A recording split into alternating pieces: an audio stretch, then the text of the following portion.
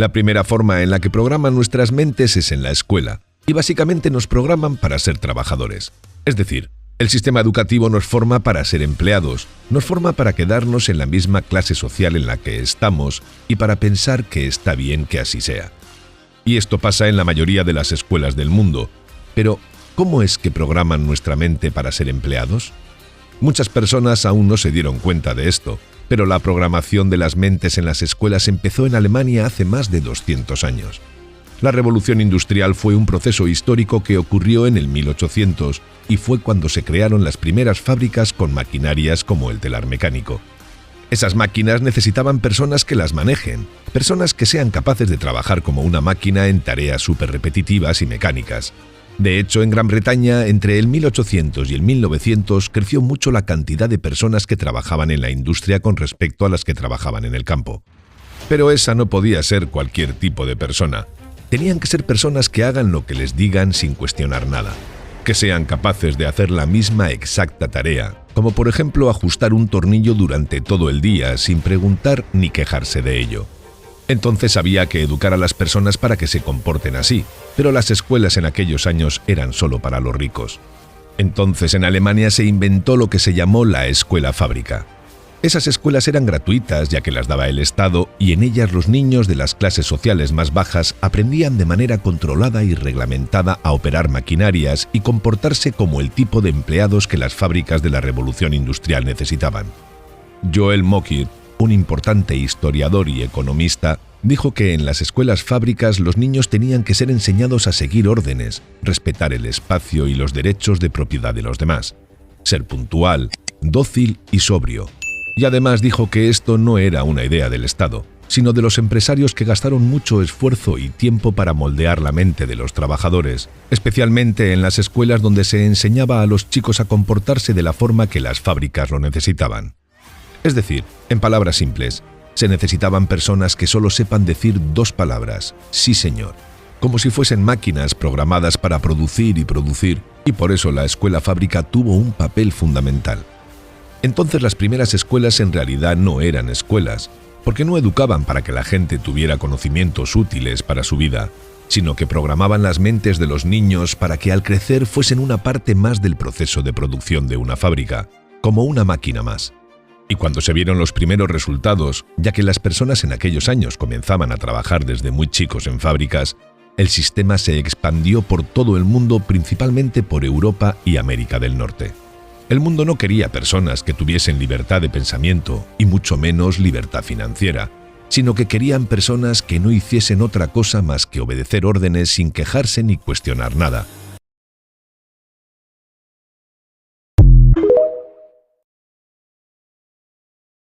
Fueron los Rockefeller quienes crearon la Asociación Nacional de Educación con la ayuda de la Fundación Carnegie y más tarde con la ayuda de la Fundación Ford. Lo que querían obtener de nuestros colegios los capitanes de la industria era una fuerza de trabajo obediente y dócil que se convirtiese en empleados manejables y en consumidores ansiosos. Las escuelas se encargan de establecer hábitos fijados como respuesta a la autoridad. Por eso tardamos 12 años. Tienes que responder de manera reflexiva cuando alguien en una posición de autoridad te dice qué hacer. Como la educación, la sanidad es otra área dominada por el gran capital y las compañías. La Asociación Médica Estadounidense, por ejemplo, fue en gran parte financiada por los Rockefeller, quienes utilizaron esa inversión para mantener su poder en la investigación y toma de decisiones de dicha asociación. ¿Ustedes se creen de verdad que lo que nosotros votamos sirve para algo? ¿Ustedes se creen que si ahora hay un cambio de gobierno mañana va a haber una diferencia sustancial en lo macro en la política nacional? Ya les digo yo a ustedes que no. ¿Y por qué no lo va a haber? Porque cuando alguien llega a presidente, aunque tenga toda la buena voluntad del mundo, le va a llamar a alguien o varios y le va a dar instrucciones exactas de lo que va a tener que hacer. Funciona así. Y conozco algún caso de primera mano. O sea, no le estoy contando ninguna fábula. Y además tiene toda la lógica y se lo voy a explicar si me lo permiten. Miren, nosotros tenemos en el caso concreto español, tenemos una elevadísima deuda externa. Elevadísima. Elevadísima. Cuando, en el año 2008, antes de empezar la primera crisis de las hipotecas subprime, la deuda que tenía España era del 35% con respecto a su Producto Interior Bruto. 35%. Hoy Oficialmente supera el 120%. Extraoficialmente probablemente supera el 130% o más. Pero claro, la deuda tiene distintas interpretaciones. La primera, como les digo, es el porcentaje con respecto al Producto Interior Bruto. La siguiente es la capacidad del país para pagar. Y la tercera, que quizás es la más interesante, es ¿a quién le debemos la deuda? Y resulta, es verdad, Japón llegó a tener un 300% de deuda, ahora está sobre un 200%. Hay países que tienen una deuda similar a la de España, como es el caso de Italia. Pero la deuda japonesa está todo en manos japonesas. La deuda de Italia, básicamente, en bancos italianos. Pero nosotros, casi el 80% de nuestra deuda está en manos extranjeras. Quiere decir que somos títeres de alguien, que alguien nos dice lo que tenemos que hacer o se lo dice a nuestros dirigentes. Como les digo, con independencia de la voluntad que quieran tener, de lo que hayan prometido, porque no lo van a poder cumplir. Es tremendamente complejo y no acusemos a nadie. Cualquiera de nosotros, si estuviéramos en su lugar, nos pasaría lo mismo. Cuando llegáramos, abriríamos los cajones, veríamos los recibos. Imagínense ustedes en su casa, que de repente abrieran los cajones y se encontraran llenos de facturas que tienen que pagar. Y le llamaran los acreedores y le dirían, tienes dos opciones, o haces lo que yo te digo, o que sepas que vas a durar 2 días en el puesto, porque ya te prepararemos alguna, que la saben preparar muy bien. Y así es como funciona. Recuerden, hay una frase de John Adams, el segundo presidente de Estados Unidos, que decía, hay 2 maneras de subyugar a un país. Una es la espada, la otra es la deuda. Y así funciona. Si además tenemos en cuenta que, por ejemplo, en el caso español, todas nuestras principales multinacionales, quitando muy poquititas, 2, 3, ya el principal accionista ya no es español, pero le estoy diciendo incluso de las principales entidades bancarias. Con lo cual, estamos tremendamente condicionados desde el exterior. ¿Y quién maneja eso? Pues cuando vamos a los grandes grupos, por ejemplo, anglosajones, como BlackRock, Vanguard, que manejan presupuestos superiores a los productos interiores brutos de la mayoría de los países del mundo. Claro, tienen un poder total y que además no sabemos de verdad quién está detrás, quiénes son esos inversores, porque no se sabe, o no quieren que lo sepamos, evidentemente. Claro que hay siempre alguien que controla a las sociedades. Y nosotros somos muy poco, no somos nada, no significamos nada.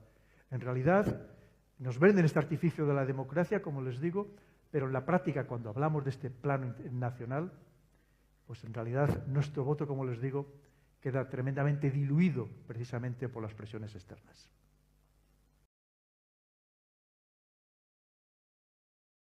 En el 2003 descubrí una red de pornografía infantil en Quintana Roo. En la zona hotelera y en la zona más pobre de Cancún estaban vinculadas a través de un grupo de empresarios, senadores, gobernadores, que tenían una fascinación por la pedofilia y estaban dedicados a traer niñas de diferentes países. Una de las niñas fueron a denunciar y la autoridad lo que hizo fue llamarle al líder de esta banda de traficantes para avisarle que ya lo habían denunciado y él se fue a los Estados Unidos. El empresario se llama Jan Sukarkuri y puedo decir su nombre porque ganamos el caso y está preso. Él había traído, hasta donde yo pude documentar, 200 niñas y niños a la zona hotelera de Quintana Roo, de Cancún, frente al mar, a donde venían empresarios y políticos a tener sexo con niñas entre 4 y 13 años. No solo eso, sino hacía pornografía infantil. 2003 fui directamente con las autoridades federales a preguntarles cómo podemos investigar una red de pornografía infantil que está comprando y vendiendo niñas a través de Internet. No, señora Cacho, es una exageración. Seguramente son unos cuantos niños, son pedófilos, pero pornografía infantil en México, ¿cómo cree? No. Y encontré un hacker y nos metimos en el Deep Web por primera vez. Imprimí 300 fotografías de hombres adultos con niñas y niños menores de 13 años. Senadores, gobernadores y empresarios multimillonarios mexicanos y extranjeros. Pero se quedó en mi cabeza una idea, ¿cómo vamos a encontrar a estas niñas y niños? Mientras esto sucedía, y yo hacía la investigación, escribí toda la historia. En ese entonces yo ya tenía 3 escoltas federales, porque ya había tenido 2 atentados y varias amenazas de muerte, y ya un abogado de Cancún me había puesto un arma en la cabeza por meterme en asuntos privados de su vida cuando denunciamos que había intentado matar a su mujer. Él entró a mi oficina y enfrente de mi escolta federal me ofreció $1 millón para mi organización, de parte de un hotelero y de un senador mexicano. Me dijeron, mire, usted, señora Cacho, no va a sobrevivir, no va a poder publicar ese libro que quiere publicar. Nadie sabía que yo iba a publicar un libro, excepto, por supuesto, la Secretaría de Gobernación, que tenía investigados mis teléfonos. Si usted acepta este dinero para ayudar a las pobrecitas víctimas que reciben su refugio, le vamos a ayudar a detener al líder de la banda de criminales. Unos meses después, entregué mi libro, Los demonios del Edén, a la editorial Penguin Random House. Y resulta que el nuevo secretario de Seguridad Pública Federal, el encargado de lo que ahora es la Policía Federal, Miguel Ángel Yunes Linares, mandó llamar por teléfono al director general de Random House en México y lo invitó a su oficina. Con hombres armados, le dijo que ese libro no podía ser publicado, porque él aparecía en el libro. 2 meses después estábamos presentando el libro en la Ciudad de México y para ese momento ya habíamos rescatado a 200 niñas y niños. Ya tenía los nombres, los apellidos, ya sabíamos quién eran sus madres, sus padres. En 5 casos no pudimos contactar a la familia porque la familia fue quien vendió a sus hijos e hijas. Adquirí las llamadas telefónicas en las que uno de los miembros de la red criminal llamaba por teléfono a Jan Sukarkuri y le explicaba que cada niña costaba $3,000 como cuota principal. Y después de los $3,000 tenía que pagar, además, los papeles.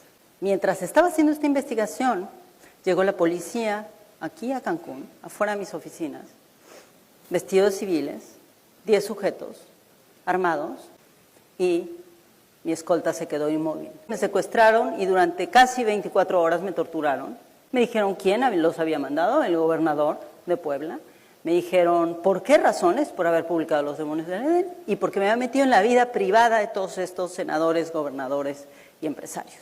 Afortunadamente yo había hecho toda una estrategia de seguridad en caso de, y los medios se enteraron a tiempo.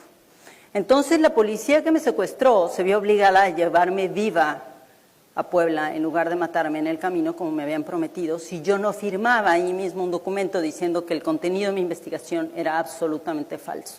Me metieron a la cárcel, salí de la cárcel y pasé 1 año firmando todos los días en la cárcel de Cancún por haber cometido el delito de difamar a un grupo de criminales que se dedicaban a la trata y explotación sexual comercial de niñas y niños.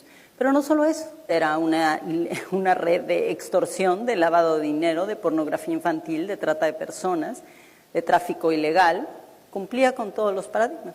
1 año después gané el caso judicial. 12 años después estoy aquí parada frente a ustedes, después de haber ganado 7 casos judiciales y de haber logrado la sentencia, la primera sentencia histórica en América Latina, de un tratante de niñas y niños y de un productor de pornografía infantil, Jan Sukarkuri. Le dieron 118 años. Es la sentencia más grande que ha habido en la historia de México y la primera por este tema. Tracé un mapa para entender cómo las mafias mexicanas estaban operando en Nigeria y en Japón y cómo las mafias japonesas operaban en Estados Unidos, en el Reino Unido. 143 países están investigados para ese libro. Tracé estas rutas y las seguí. Durante 5 años me tuve que disfrazar de monja para meterme en los lugares donde solamente dejan meterse a las mujeres religiosas, para poder documentar cuántos niños y niñas había dentro de los burdeles en la Ciudad de México. 134 niñas y niñas, solamente en una colonia de la Ciudad de México. La otra cosa que descubrí es quiénes son las agencias de viajes que facilitan esto y que saben perfectamente qué es lo que están facilitando. También descubrí que estas agencias de viajes trabajan con ciertos sindicatos de taxistas en diferentes países. Y cuando no son los sindicatos de taxistas, porque son VIPs los consumidores, entonces son empresas especializadas en transporte. Me fui a los Estados Unidos siguiendo una red de tratantes de Tlaxcala, que es uno de los estados de México que ustedes sabrán, produce y tiene una gran cantidad de tratantes de personas y tiene una red cultural de padrotes. Ellos, los tratantes, educan a sus hijos y sus hijos a sus hijos y sus sobrinos para que se conviertan en expertos explotadores y vendedores de niñas y niños, se casan con ellas, las llevan a Estados Unidos. Entrevisté a un chico que se había casado a los 26 años 17 veces. Le había llevado a las esposas a los Estados Unidos y ahí los descubrieron y los metieron a la cárcel gracias a una investigación colectiva periodística que hicimos varios. Un día empecé a seguir a uno de estos jóvenes de Tlaxcala, en Nueva York, y me di cuenta lo que estaban haciendo. Tenía un grupo de 25 chicos y los 25 chicos iban cada uno con $500 a diferentes lugares a mandar remesas a México. Las remesas iban a Puebla y a Tlaxcala. Era dinero producto de la explotación sexual comercial de niñas, mujeres y jóvenes.